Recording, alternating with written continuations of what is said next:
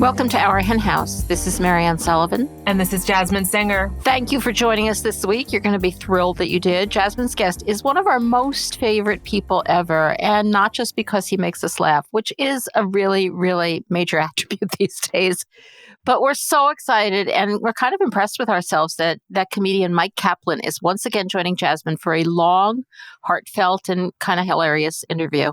I really do adore Myq. He was the guest on my two recent fabulous vegan virtual parties, and he was everyone's favorite part. And then I was on his podcast recently, Broccoli and Ice Cream, vegan ice cream, obviously. And I was just prepared for your run-of-the-mill interview, and then he kind of blew up my life in the process, like in a good way, in a way I needed. So we'll talk about that on the interview, and we'll talk about it even more on the Flock bonus segment, where I will be continuing my conversation with Myq. As always, if you're a Flock member, you will get a link to the bonus segment in your email on the Tuesday after this podcast episode goes up, or you can always find it in the Flock Facebook group. If you're not a member of the Flock and you can afford it, you can join for $10 a month at ourhenhouse.org/donate. And if you are a Flock member, don't forget to join us for our Flock Friday Zoom calls at 4 p.m. Eastern. That's 9 p.m. Greenwich Mean Time.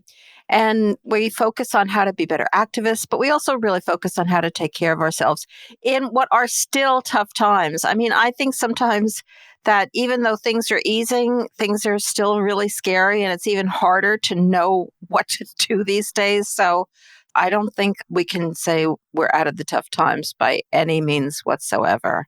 Times are definitely changing, and that has been sort of elevated in both of our lives recently, because after a year of just doing curbside grocery pickup, we went into a grocery store. And I think we both were like a little bit, pummeled by the experience. I'm not sure pummeled is exactly I was overwhelmed by the experience. As I said to somebody, if only they'd been serving cocktails, maybe I could have managed it. But I also want to preface this, and I know you do as well, that we do recognize that we are once again in a position of being incredibly, bizarrely, truly privileged to be among the tiny minority of people on this planet who have gotten a vaccine. Anything we say that's complaining, you should ignore and just hate us for, because but we do recognize that everybody else is still living in so much fear. I wouldn't say I have no fear, but I think most of my fear is not terribly well founded. But it's hard to get rid of fear. It's hard to walk into that grocery store and not feel like, oh my God, I'm in danger. But I did go in, I got some broccoli and I got some bananas, and then I left. Well, I did pay for them, but then I left. That was enough. Well, I noticed something when I went in, which is that, in the past year, few years, as veganism has risen in popularity by 600% more people identify as vegan than in 2014. We see these little articles here and there about such and such offers vegan this and that now. And, it's always exciting. And Veg News obviously is at the leader, is a leader of reporting on stories like that. But when I was in the grocery store the other day, maybe it's because I haven't been in so long, I noticed I've never seen more vegan options. For example, I was in the mac and cheese section, just your general run-of-the-mill mac and cheese section of the grocery store. And you mean like the boxes of mac and cheese? Yeah. And I saw Daya, and then I saw that Annie's now has several vegan mac and cheese options. And there were a few others. There were a few others as well. And, this sort of boggled my mind, because when I first went vegan, you had to order it from Vegan Essentials or another one of those stores that you basically got all of your specialty stuff at, and the options tasted terrible. So now it's everywhere. And I know it sounds cliche to say that, there's vegan food everywhere, but it really was everywhere. And I was talking to my buddy, Robbie Lockey, who was on our Hen House not that long ago. He runs Plant-Based News. And he was saying that in the UK, where he is, there's a vegan aisle in every grocery store, specifically labeled vegan. That's crazy.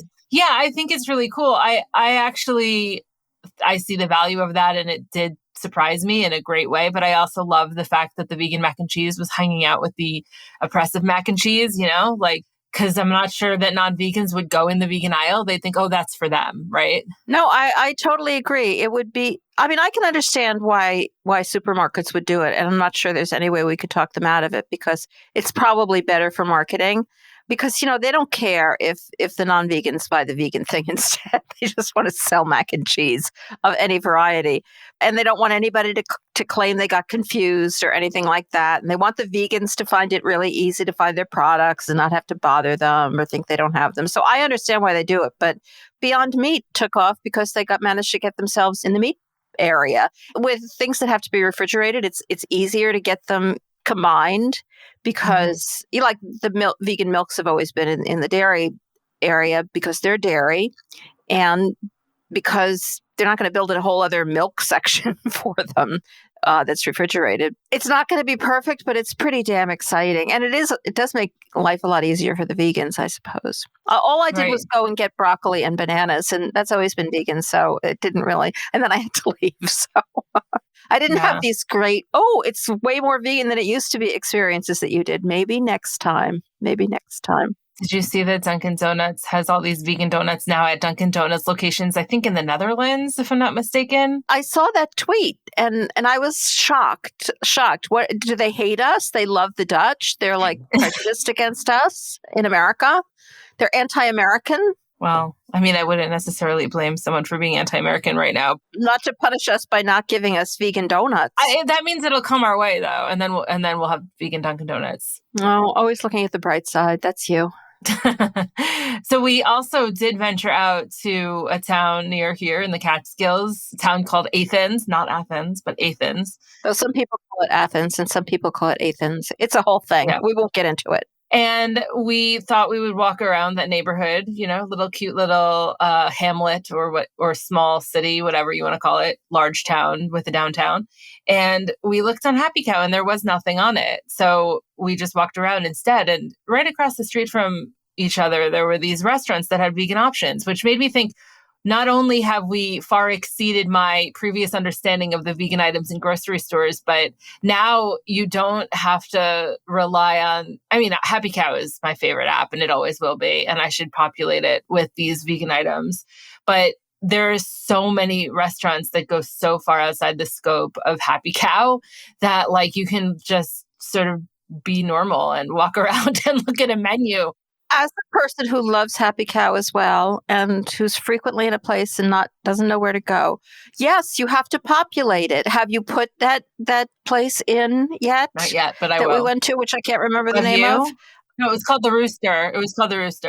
In Athens. I'm old and I should not be expected to do that sort of thing. That's for the youngsters to populate Happy Cow. Yeah, young people have to fix the world. To help the older out. I see. Now that they've been vaccinated and they can go to restaurants. Yes. But on a more serious note, Happy Cow is the best thing that ever happened to vegans. And I don't populate it all the time when I find something, even though I'm so grateful to whatever restaurant it is. And I'm so grateful to Happy Cow. And so, yeah, vow made, I'm gonna do it. Though you should do this one. All right, I'll do it. Well, anyway, I think we should get to the interview with Myq, and he is, just follow him. That's all I have to say. Follow this conversation, follow him on social, follow his train of thought. It'll take you to lots of interesting little corners of your mind. Well, I have a lot more to say than that because I'm going to introduce him. And there's a lot to do when you introduce Myq. Mm-hmm. So that's Myq with a YQ, in case you are not an aficionado yet. And he's a comedian, and he's been seen on The Tonight Show, Conan, The Late Show with David Letterman, The Late Night with Seth Meyers, in his own half-hour Comedy Central Presents special, and in his own one-hour special on Amazon, Small, Dork, and Handsome. He has been a finalist on Last Comic Standing. He recently appeared on America's Got Talent. His album, Vegan Mind Meld, was one of iTunes' top 10 comedy albums of the year. His newest album, AKA, debuted at number 1. The New York Times called it, quote, invigoratingly funny, and included it among its 5, quote, coronavirus best new comedy specials, to remind you of the old normal. And now he's on our Hen House, the pinnacle of this career. Mm-hmm. And we're so incredibly excited to have him visit us. I love this interview. He'll be joining Jasmine right after this. If you like what you're listening to, and I hope you do, then please consider taking a minute out of your day today to leave us a friendly review. You can do it on Apple Podcasts or on Spotify or Stitcher or on Facebook or wherever you listen to podcasts or wherever you're listening to this. The more we get out there, the more our henhouse will be in front of people's eyeballs when they're putting in search terms in their podcasts, and the more we could join forces together to elevate the voices of the animals and change the world for them. So thank you so much in advance for leaving us a friendly review. Welcome back to our henhouse, Myq. Thank you so much. I'm happy to return. Yeah, it's been a while. Yeah. I mean, I don't even remember. It's weird getting older. It used to be, I know it's also normal getting older, but, because that's what everyone's doing. And it's what I've always been doing. I've always been getting older. But, like when you're a kid, you're like, when did things happen? It was like yesterday, the only day that happened. And then, as an adult, you're like, oh, that was high school or college. And then, then there's a whole decade of the 20s and the 30s. And I'm like, oh, like where... It's weird that now I have friends who I've known for, 30 years, 20 years, like long, larger than my life used to be. So it now feels like I've always known you, but I'm sure that, and in some ways that's probably true. But in other ways, it seems like it has been a long time since I've been here, and I'm happy to be back. Yeah. Well, thanks for joining us. This was a really fun conversation, and we'll talk to you soon. Absolutely. I'll see you again in 20 years. I don't know exactly when it was, but you were on our henhouse. Well, you were definitely the first guest we had on the TV show version, which we then ran as audio. So I feel like that was around 2014 or so. So that might have been the last time you were on. And you were very generous because you showed up at our studio in Brooklyn and we didn't have any idea what we were doing. And you just were so kind and just went with the whole thing. So I've always been really grateful for you for that. Oh, well, thank you. That's just one of my secret life hacks, is to be nice to people. And then eventually, either it pays off right in the moment because it feels good to be nice to people. And then also later, in this past year, you've invited me to be a part of events for this, community that you have built and facilitated. And there's been, thousands of people on these Zoom calls that are just more vegan than my audiences usually are. So it's just I'm trying to think about an analogy to as a comedian, I was thinking about working without a net, but it's working with with a trampoline. You know what I mean? It's there's no way to anywhere which way I could fall. I just bounce higher. It's just such a warm, compassionate, hospitable environment, all because I was nice to you in 2014. I didn't have to do anything to build, to this community specifically. I'm you just we're we don't know what we're doing. And I'm well, that's fine. Nobody really knows what they're doing initially, ever, same included. And then now, 6-7 years later, you're now, would you like to do something now that we know exactly what we're doing? I'm I like doing it before. That's funny. Well, I will definitely make sure. In fact, there is something that I have no idea what I'm doing that we'll talk about in a moment that you inspired me about. But more on that in a second. I know it's early for you. It's 11:15 a.m. And I know that's you're bright and early because you wanted to do this interview later than we usually do it with guests, which I thought was kind of funny because of course that's the case for comedians. Why would I even think that you would do a 9 a.m. interview with me?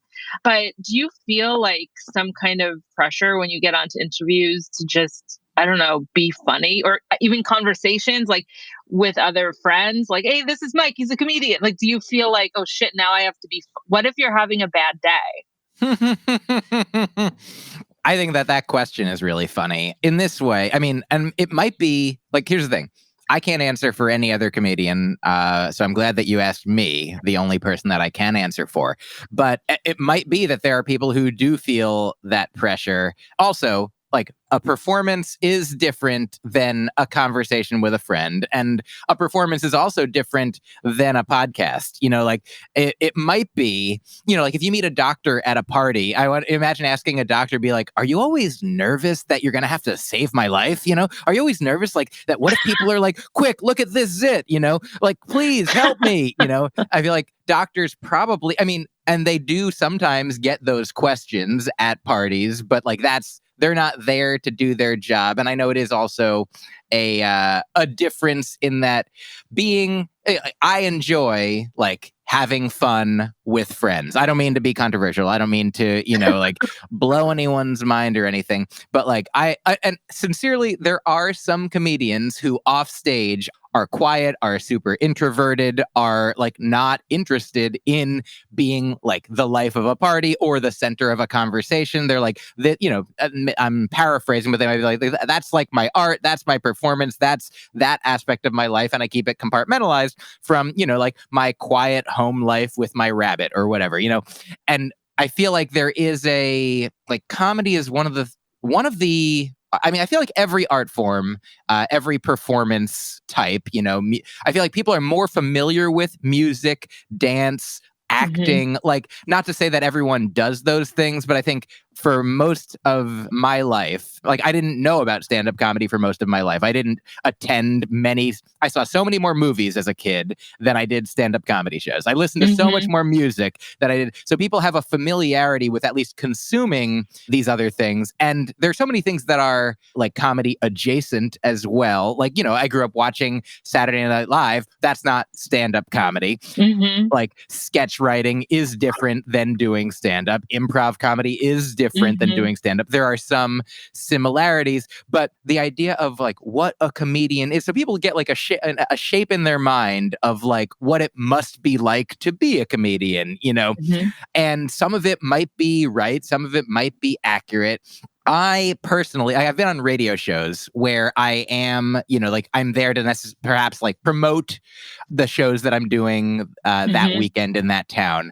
And sometimes there's like preparation in advance where they're like, we'd like for you to do some of your bits and we'll set you up for some of your bits. And that can be fine. And I prefer, if it's up to me, I'm just like, I'm happy to just have a conversation and like probably some funny things will arise. Like that reminds me of a very funny thing that I thought, and like right now I haven't prepared any of this specific answer, but I've said some very funny things, or at least I've made a very funny voice choice right now. And I'm like, isn't that fun? A voice choice? To even call it a voice choice. I never, and so I feel like there is a way that I can tap into that when I want to. And also, here's a funny thing is it seems to me that you've asked me a serious question about comedy. And so honestly, like number one, it's funny, but it's also like meaningful because I can discuss comedy, what I do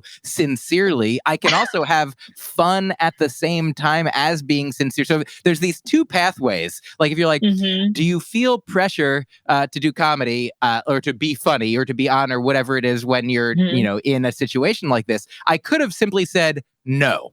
But I also could have said, I'm like, I'll more than just tell you, I'll show you that I am happy to have, like, I feel like the core of what I'm getting to is like in a conversation like this, on a podcast, in an interview, it's bonus for there to be jokes. For me, that's the way that I conceive of it. Like if you asked me this question and I answered sincerely, I don't imagine that there are people being like, hey, why wasn't that answer funny? It was like, oh, because this one's not a comedy show. That was just a sincere, hey, why isn't it funny? I'm like, well, isn't it funny now that I'm imagining that person asking why isn't it? Okay, you got me.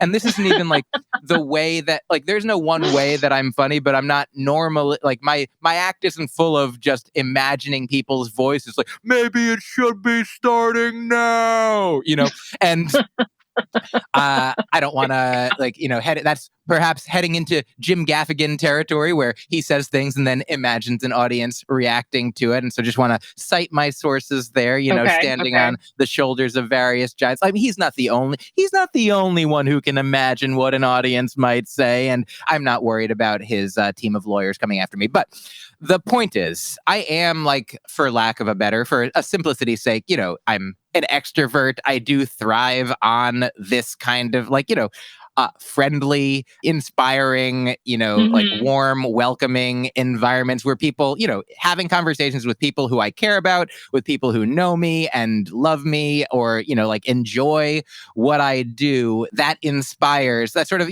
sparks things.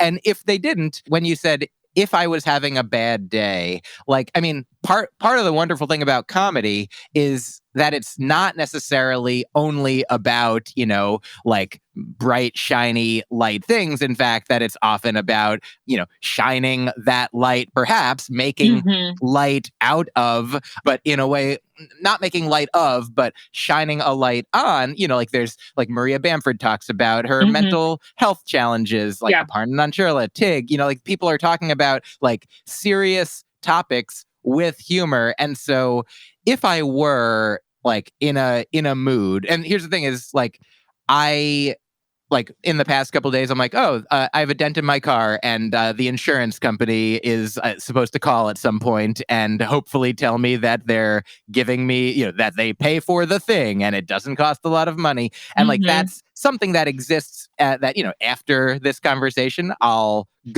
might go back to worrying about it's taking, it's doing its thing. Right. I'm not going to have this whole conversation be about my concern for my car and its well-being. So there is sometimes compartmentalization, but also just the fact that to be asked by a friend, how are you? To connect with somebody, to what is, which I feel like I'm always just grateful for, if I have the time to answer, if I have, the friend who actually cares, the person who is really present, wanting to know what, or in this case, not even just how are you, but a more specific, measured, thoughtful question about my life and my work and the interaction between the two and how that all operates. I have such gratitude for you and that and this whenever, right now, and whenever this sort of thing happens, that it more often, brings me, not away from whatever concerns I was having, but towards, this more peaceful, centered, energetic, enthusiastic place that I love being in a way that I'm well, no, now I'm at work now. This is my job. The time to make the comedies, and it's fun. So yeah, I think that if I was having a day as such, I can still share that honestly, and that is also not incongruous with who I am as a human, which includes being a comedian, but it's not even incongruous with being a comedian. Imagine, here's a funny thought that I don't know that I've specifically had before. Imagine somebody asking a comedian, "Hey, do you find as a comedian that you are called upon to just be, constantly miserable all the time? Doesn't that get exhausting? I mean, I know you do it on stage, but so, which is not necessarily a stereotype about some comedians, that sad clown wise, but a short answer, no." Well, okay. Oh my God. All right. I have so many questions.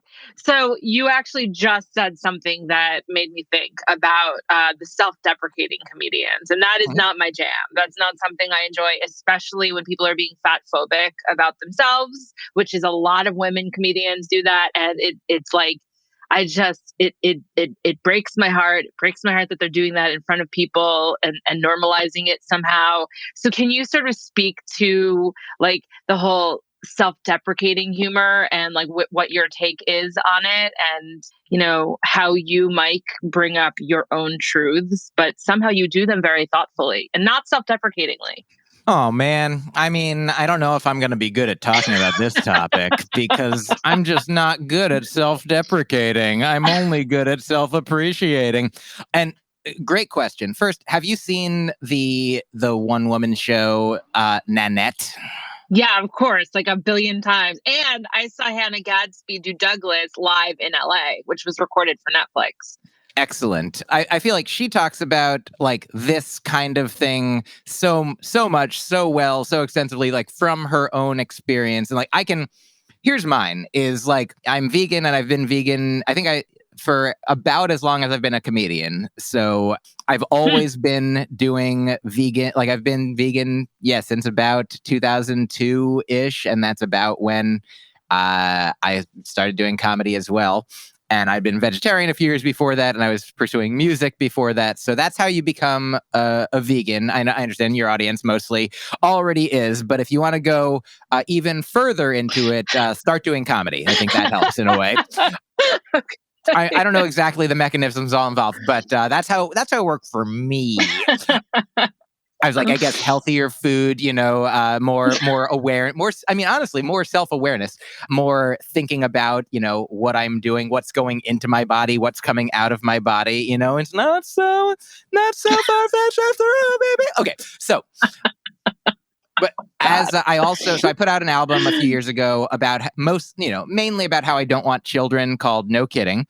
And I have at times in my life been a polyamorous identified open relationship person, and I have at times been an atheist identified person, and I am now more recently into like psychedelics in a specific way that I've found valuable and meaningful. And so I've talked about all these things in my comedy in ways that I always had to, or if not had to, at least I was aware that most people who were watching my comedy, that most audiences in general, like, performing in the places that I am, exception being in front of your audiences, like, or very specialized. Like I've performed at psychedelic like conferences, and then it's like, wow, it's the same kind of, warm, welcoming, like home vibe that I'm like, oh, like I don't have to, like you're talking to a friend, you're talking to your family, you're talking to somebody who's known you, you're talking to somebody who has similar experiences. Like they don't have to, all the prerequisites have been read, you don't have to start at with the beginner's manual. So, but maybe this, that one of my first like vegan jokes that I ever wrote, like on my first album, Vegan Mind Meld, that came out about 10, 11 years ago, like the way that I would introduce the topic to mainly a, non-vegan audience. I think I recorded for a non-vegan audience. I didn't check everybody. It's like, oh, it's your business. But I would say, I'm vegan. Are there any other douchebags here? And I still remember that. Yeah. And so, on the question of self-deprecating, like that to me, like I wasn't like, I truly believe that I am a douchebag and I'm looking for my fellow douchebags in the world. Right. But I felt it was not necessary, but like sufficient. Because there are these assumptions that people have, these connotations that people read into vegans, if the same way, like with anything, I remember several years ago, I forget if we talked about this on my podcast, but I read about like a survey that people were given about feminism. And it was like 80% of people said they didn't identify with the term feminist, but also 80% of the people said that they were asked about all these different feminist views and points. And they were like, oh yes, I of course believe that all genders should be treated fairly, equally, paid the same, be able to feel safe and what have you. And so like, well, secretly you're, I'm not here to tell anyone that they are a feminist just because they believe everything that a feminist believes. But like, like Dolly Parton said she's not a feminist. And I'm here to say that I guess in some sense, I'm a better feminist than Dolly Parton because she says she's not one. And I'm not gonna, as a man, tell a woman about how to identify. But so I feel like the reason that people responded the way that they did, saying that they're not a feminist, even though they believe everything that feminism stands for, is because the word carries connotations that are not even like they're stereotypical and certainly not based in the reality of all, or even I would say most lived feminist experiences. And similar in veganism, like people might have the image, the stereotype, the idea of like the loudest, most annoying, vegan that not like, it's so hard to even imagine it now. Like a new joke I'm working on about this is like, can you believe vegans always talking about how they don't want to harm any living beings if they can avoid it? Can you believe that they want there to be more happiness and less suffering in the world? Like, can you believe? And they want to talk about it. They want to express that idea to other people. They want to let me know that that's what they think, and that harms me. So doesn't that go counter to their voice? Vegan disproven, And so it's hard for me to, the farther I get, like at the beginning of my comedy career, when it was more like, I'm glad to also be now attracting, the people who I want the people who would love my comedy to see my comedy. If you would love my comedy, then great. I hope you don't see it. I'm not trying to convert or, everybody has to make their own choice. Like, I'm not trying to convert anybody to my comedy. Like, I want you to discover it and be like, oh, this is for me. I've been a fan of yours this whole time and I didn't even know you. So, but at the beginning, when I'm like, I didn't know how to do comedy, and I'm just like, well, there's these audiences and I quote unquote have to entertain them. I have to connect with them. Like it seemed like a simple way. And I'm like, I'm confident in, like, at least as far as my veganism goes, like I'm generally speaking confident in who I am and how I live. And I'm not just, busting into people's houses being like knocking their meat off the table, and being like, eat a vegetable now, like. Really or not? It seems like we haven't actually tried that collectively as a movement. We've tried leafleting, we've tried protesting, but I can honestly say I have never broken into someone's house and taken the meat off the table. And since our hen house is based in, a multi-pronged approach to change making, I'm not going to say it's not going to work. Oh yeah. I haven't done it yet. Also, I do want to hang a bit of a lantern on. I feel like the most vegan way of getting information across, the most vegan sounding way, is the leaflet.